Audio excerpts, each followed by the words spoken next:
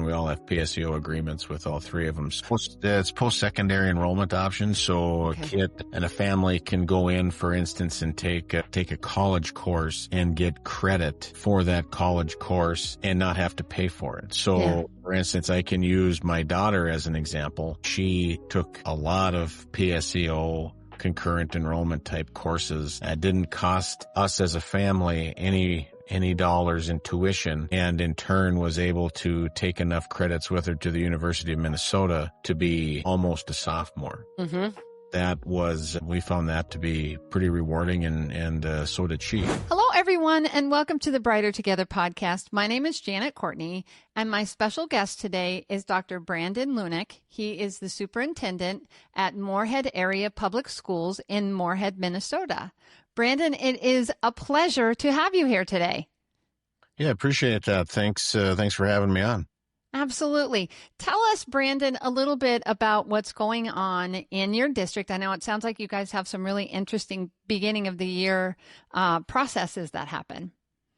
Yeah, so if we go back to what's going on in the district itself, we're in the midst of a large construction project back in 2019. Our community supported with 76% in favor. Wow, that's impressive. 76% is impressive. It was pretty good. And what was in that bond of 2019 was a career academy for students 9 through 12 in a brand new high school. And so currently we're just in the process of wrapping up the high school. The high school was a real complex project. It required us to build the new high school on the site of the existing high school.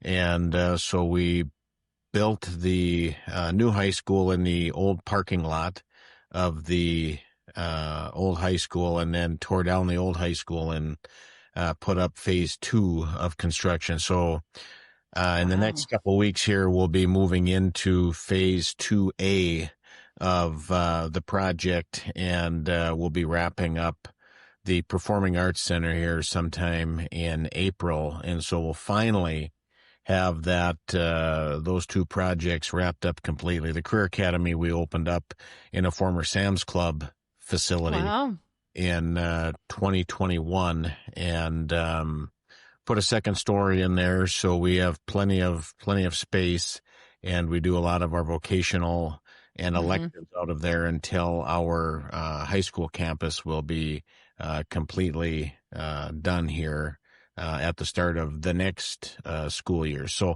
that's one of the big things we have going on. And then, of course, just like every other school district at this point, is getting ready for the start of the 25-26 school year. Yeah, it's August 20th for those of you that are listening. So we are right at the beginning. Has school started yet? No, we are in preparation for staff to come back next week. Oh, gotcha. Okay. And then we will kick off September 2nd. So yeah, we're getting ready to go. Very good. Very good. So, from the previous conversation that we've had, you have a district showcase event. Can you give us a little bit more information about that? It sounded really interesting. Yeah. So what, this was presented to our executive team, from a staff member about, 3 years ago. This is our third one, that we had last week. And, every year it's gotten a little more popular and a little more, well attended, let's say, by our community. And one of the drivers behind that was when we built the new high school. One of the things that absolutely resonated with me through that committee was we had a parent stand up and said, no matter how big we get as a community and as a district, can we do everything we can to make our large school in a large school district feel small, so everybody feels welcomed and that kind of thing. So one of the things that played into that was not only the design of the new high school, making a large school feel small, but some of the events that we do from a community-wide perspective. And this idea that was brought to us a little over 3 years ago was just that. So our community showcase is what it's called. We hosted at our career academy, which we talked about a little bit earlier. And Mm-hmm. in that event, we offer up a lot of things. We offer families to come in and can pick up their schedules. They can meet their principals, they can go and visit their school, their local school at a little station where every school is represented there. And not just are they represented, but we have other community organizations there. For example, we have Moorhead Youth Hockey there. We had the lacrosse, um, organization there. We had our foundation there. And a lot of other, Concordia College was there. We had a lot of other organizations there. So if you're a community member and you want to sign your son or daughter up for hockey, for instance, you can do that. We have a school-based clinic in our career academy as well. And in that school-based clinic, you could also get your sports physical Oh, uh, that's nice. there that evening as well. And we had our school store open so people could pick up our nickname is the Spuds. So if you wanted to pick up some Spud swag, you could do that that night too. And they were there. And then I thought one neat little addition over the last few years was kids are also able to get free haircuts that Oh, evening, neat. donated Yeah. by a local business in town. So the big and also I forgot to mention our food service also does taco in a bag and gives that away that evening. So you can get a taco in a bag and a water, have your dinner there that night, complete your school registration. If you had any other questions, our like we said, our administrators were there from a building level perspective to answer those. And it was just been phenomenal in terms of turnout. I believe we had 3,500 or so schedules Wow. printed. Not schedules, but visits that night. I had the statistics. I don't have them in front of me, but we had a lot of schedules that were printed out that night from elementary. No, it was probably 3,500 schedules now that I think about it, because the elementary kids were able to get their schedules and figure out who their teachers were that Nice. night. And you know how important that is to Yeah, it's a big deal. Yeah, right? of And course. our middle school kids were there, and they were able to get their schedules just as well as the high school kids were. So it was a big event, big turnout, and that's just one of those things that we like to do to continue to make, even though our community is continuing to grow as a part of the Fargo-Moorhead metro area, we are trying to do everything we can to make our district feel small, Hmm. oriented, those kind of things. So that's the big goal of the district showcase, was to just continue to make our district feel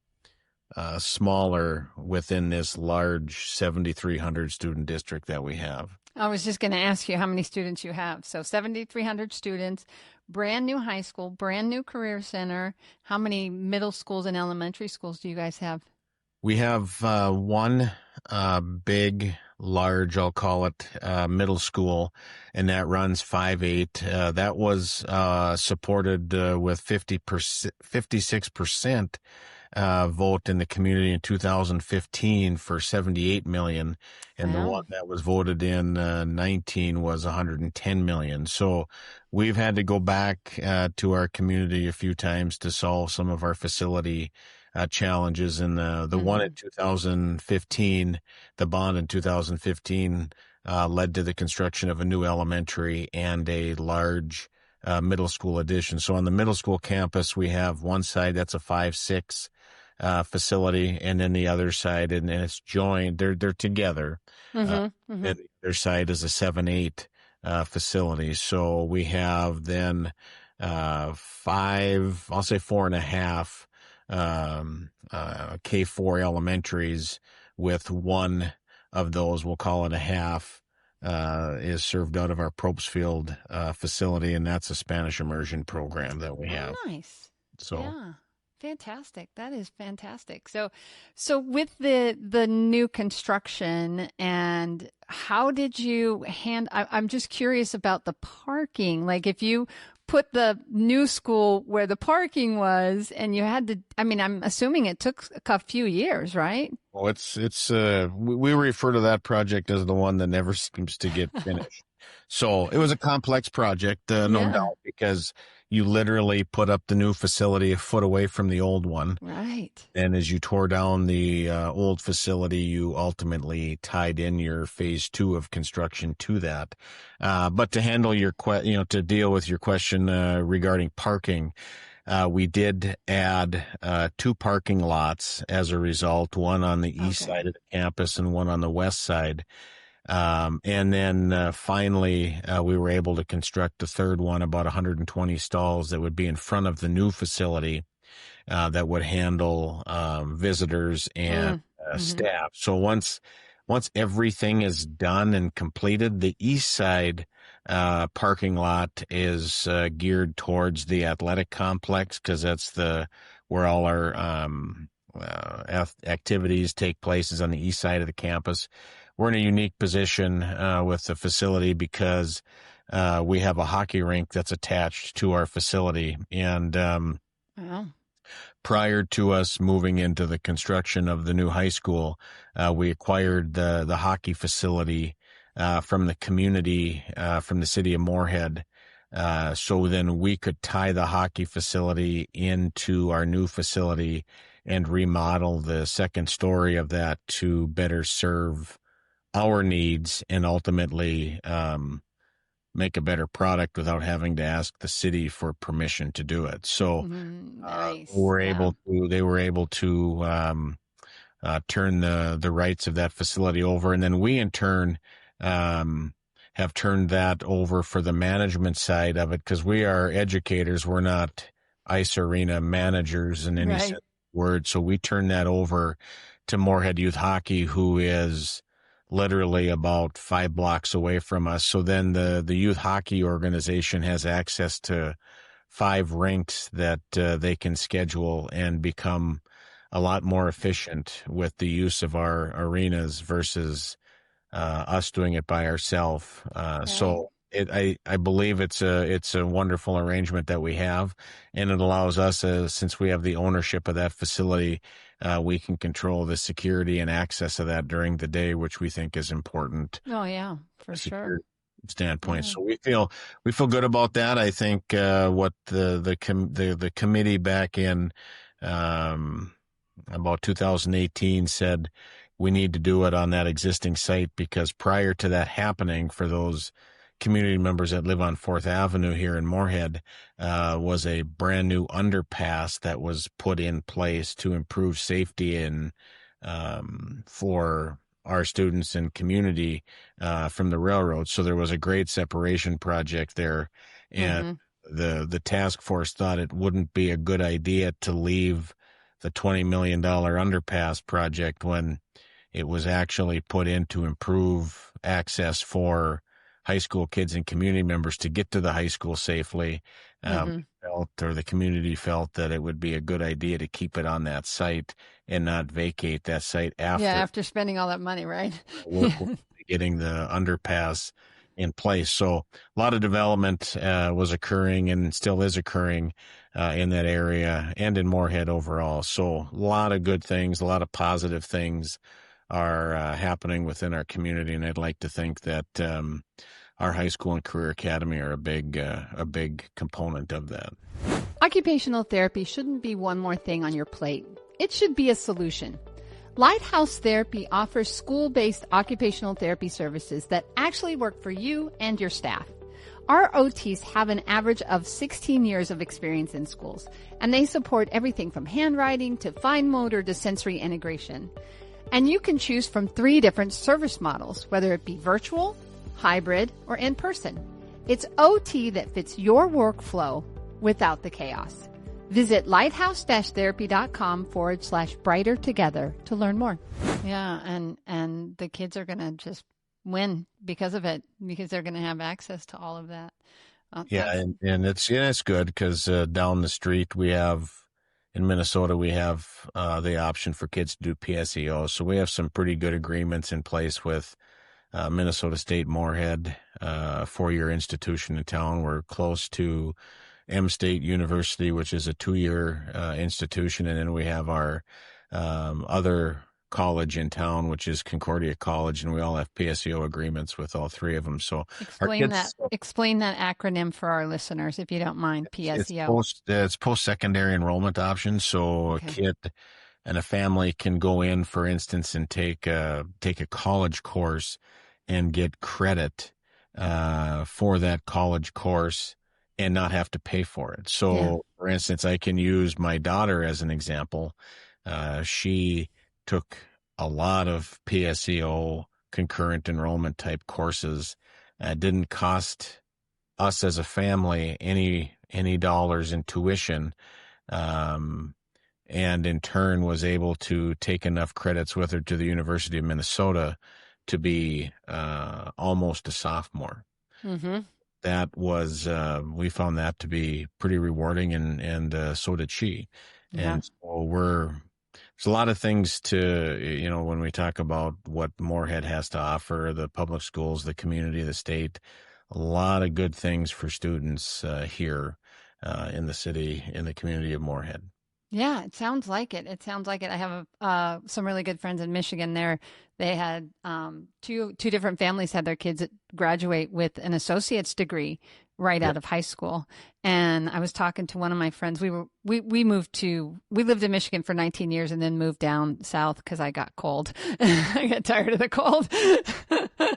And we live in Corpus Christi, Texas now, but we went up there. Our company that sponsors is Lighthouse Therapy, and we turned 7 this year. So we went up because I started it up there. Quite a few of my staff is up there, so we went up to celebrate and we got to see some people that we hadn't seen in a while. And, you're gone for 3 years and the kids keep growing, whether you're there or not. Yep. Right. Yep. And some of them graduated and they were saying, yeah, they actually have an associate's degree, but when they go into college, they still consider them freshmen to begin with because they're new. Mhm. And then as they advance, then they'll literally go from a freshman to like a junior. And it's crazy, but really neat stuff, really amazing opportunities if you have it in your community. And it saves so much money. College is so expensive, right? So what a great thing. It sounds like a fabulous place that you have this support, you have the community support, you've got funding, and good things are happening. What would you say is your biggest challenge right now? Well, our biggest challenge, I think, is, right now, 85% or so of our revenue comes from the state. And right now, the state of Minnesota is in a challenge financially as well. And a lot of times, and I don't think our district is any different than other districts. I think operating is always a challenge from Mm-hmm. an operating perspective. And 85% of your revenue does come from the state. Anytime the state doesn't keep up with formulary increases, Mm-hmm. that becomes a challenge. So this November, we are also asking our community for additional dollars on the operating side. Currently right now in Moorhead, we've grown 30% in the last 10 years. And we have not asked for any additional operating dollars, even though we've added, a brand new elementary school, basically a middle school addition, which is the size of a middle school Mm-hmm. campus, and two new facilities with the Career Academy and the new high school. We're still doing all of those things on $223 additional dollars per pupil, Wow. when the average operating levy around the state is about $1,200 a pupil. Wow. So we are in definite need of some more local support, and it's difficult to ask, but Mm-hmm. told by somebody that's a lot smarter than I am that we shouldn't feel we shouldn't be bashful about asking, because the mission that we provide is so important for not Mm-hmm. community but for the future. So Yeah. It is a challenge though. We don't really get up in the morning with the intent that we want to ask, but Yeah. the way the current laws and statutes and rules are set up, this is the only additional way that districts can generate additional revenue. So Yeah. we think it's important, and we hope to have a successful outcome here in November. Yeah. Yeah. Well, I hope you do too, because it is our future. Children are our future, right? And you guys are doing the hard work every single day. That's why Brighter Together exists, right? To talk about the amazing things that are happening, because you have done hard work. It sounds like it's been really, but good work, hard, good work that the community is benefiting from. So good, kudos to you. So where, Brandon, do people go if they want to learn more about what's going on at your school district? Well, I think the best place to visit is our website.